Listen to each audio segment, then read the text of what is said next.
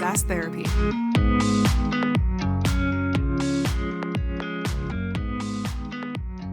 Hello, everyone, and welcome to this Friday edition of SaaS Therapy, the show where we help you save your most important business relationships, your customers. My name is Todd Kirk, and this week we had the pleasure of having Andrew Carruthers from Cisco on our show. Now, Andrew is someone who is extremely passionate and driven and understands the customer experience better than most. And the thing that really stuck out to me in this conversation is the fact that most SaaS companies are still struggling to figure out how to drive the best possible customer experience. Now, the first thing that we have to actually understand, though, is what is the customer experience? Andrew used this definition, and it's really stuck around in my head, and that is that customer experience is the delivery of the brand promise to your customers. In other words, if you are a large, mature company, the way that you message, the way that people see you, the type of interactions they expect from you, the culture that you present, are you fun? Are you serious? Are you organized? Whatever that might be, they expect to see that interaction in how they interact with you. And that goes throughout the entire journey from how they're sold all the way through to their becoming a lifelong customer. Well, if you're a new SaaS company, you may not have a very strong brand identity. But even if you don't have a strong brand identity, you do have a position in the market and you do have a value proposition that you have presented to the market. So another good way to think about the customer experience is, are you doing what's needed to be done for the customer to get the value that they expected whenever they purchased from you?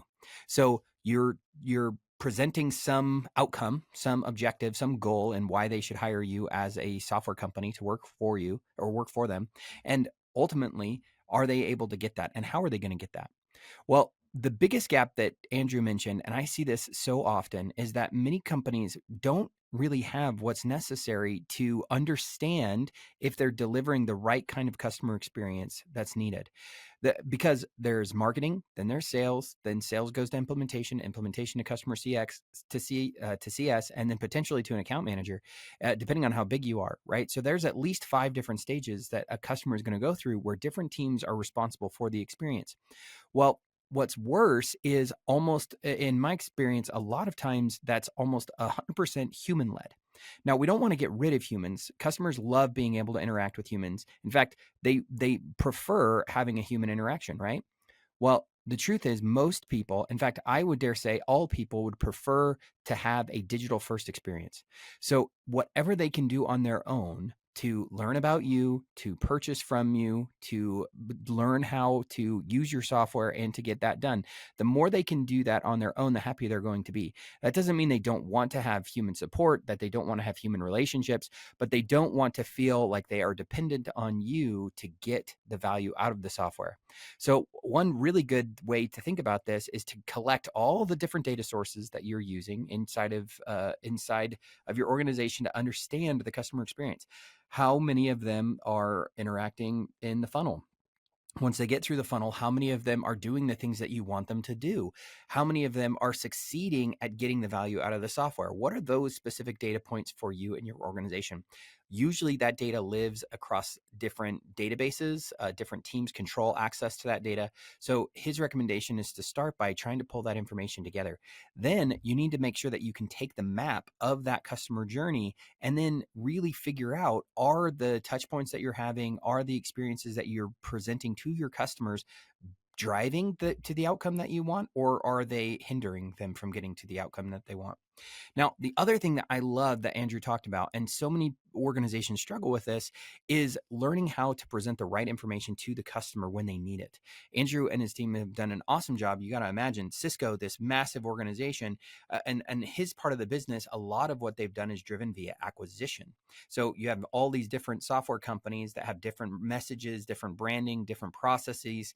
Well, they've managed to consolidate that all into one experience and then allow the user, their end customer, to determine where they need to go when they have all of these different experiences. And it feels a lot more cohesive. So that's a really simple example, but your organization likely has similar trouble. You may not know where customers are falling off in the journey, and it's really easy to start finger pointing at different teams and try to blame them for the for the ills that the organization is facing. But there is a chance here, I think, if you get really serious about the customer experience, to really determine how you can align as an organization to drive the customer to the end goal you want. And that's going to take a lot of heads working together. And it's going to take someone who's passionate and driven and wants to see that happen for the organization. And I hope that if this topic that I've shared with you today on Friday gets you interested and inspired, that you'll go back and listen to the conversation that we had with Andrew. Go check out that episode. It's phenomenal. He has all kinds of great advice that he shares, experience from the trenches, and how you can think about how you and your organization can get better. So as you head out on this Friday to the weekend, I hope that this gets you a little bit excited about what you could do to improve the customer experience from start to finish and help deliver on the promise that your company made when they first positioned themselves to the customer. Everyone, thanks for coming. Remember, we love you here at SaaS Therapy, and we hope to see you next week. SaaS Therapy is brought to you by Brainstorm, the SaaS platform for SaaS adoption. Learn more at brainstorminc.com.